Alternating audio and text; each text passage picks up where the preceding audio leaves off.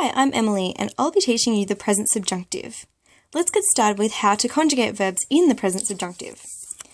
Conjugating verbs in the present subjunctive is really easy because they just all take the base form, no matter who is doing the verb. So we have everyone just taking the form have, or all verbs just take the form run. In the case of to be, usually we have to conjugate it like this. But in the case of the subjunctive, you don't have to worry about that at all because all the verbs just take be.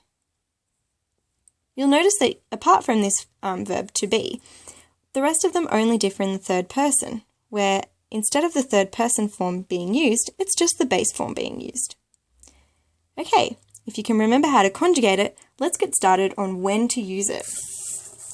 The first situation where you'll use the subjunctive is where you're using it after a verb which expresses a command or a desire, such as ask, demand, prefer, suggest, require, command, insist, propose, recommend, and request. Let's take a look at a few examples of this. So we can say, I ask that you be quiet. So this is expressing the wish that you be quiet, and therefore we use the subjunctive be. In another example, we can say, we recommend that he use a pen. This is expressing a recommendation or a command that he use a pen. Therefore, we have to use the subjunctive instead of the indicative uses. What about, she requires that you be on time? So this is a requirement or a command. Therefore, we have to use the subjunctive be. She requires that you be on time. You'll notice that often these expressions come with the word that, but sometimes the word that will be omitted, so you can just use it without the word that, such as in, they suggest he wear a tie. You can always include that if you want. They suggest that he wear a tie, or you can just say, they suggest he wear a tie. Notice that wear is in the present subjunctive. Another example is, he demands she make a cake. He demands, that's a command, that she make a cake. Okay, so you might have noticed that there is a pattern here that we're following. What we do is we start off with the pronoun and then one of those special verbs that expresses a command or a desire. Then we add an optional that, if we want, followed by the pronoun and then the subjunctive. Now, another thing that you can add here is you can make it a negative subjunctive. So you can add the word not just before the subjunctive, and then the statement will become negative.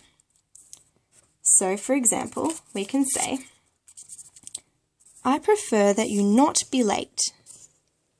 So we've added not, and it's just expressing the preference or the desire that you not be late. In another example, we can say, I insist that they not eat in class. So that's a desire that they not eat in class. Fantastic! Another thing you should know is that it doesn't matter what tense this special verb is, the subjunctive will remain the same. So for example, we could say, they recommended that we not be late. So even though recommended is in the past tense, it still takes be as the present subjunctive form. Another example, the librarian asked that the boy return the library book. So the librarian asked in past tense, but return is still present tense subjunctive. Excellent. Well, let's have a look at another way that the subjunctive can be used. And that is with a special adjective followed by the word that.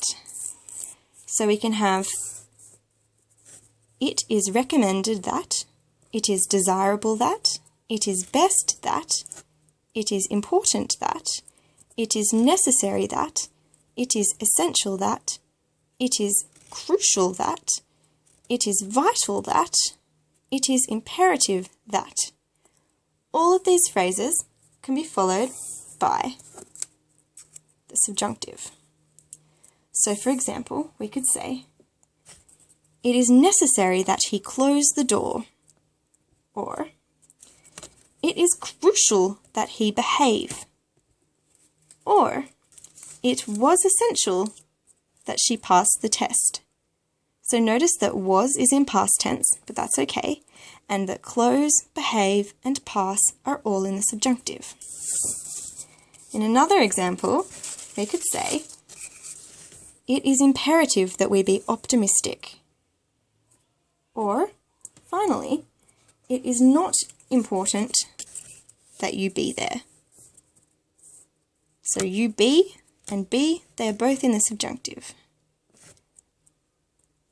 One final way that we can use the subjunctive, which I'll be telling you about today, is with the verb to let. So this is quite easy. We can say things like, I won't let my child see violent films. So usually child sees, but this time it's child see. I won't let my child see violent films. Or another two examples, let him eat some strawberries. Let her play with her friends. You'll notice that eat and play and see are all in the subjunctive because they follow the verb to let, which means to give permission, of course. I hope you've learned about the subjunctive, and I'd love to know if you have any questions. Just leave me a comment, or if you'd like me to cover any other aspects of English grammar. Thanks for listening.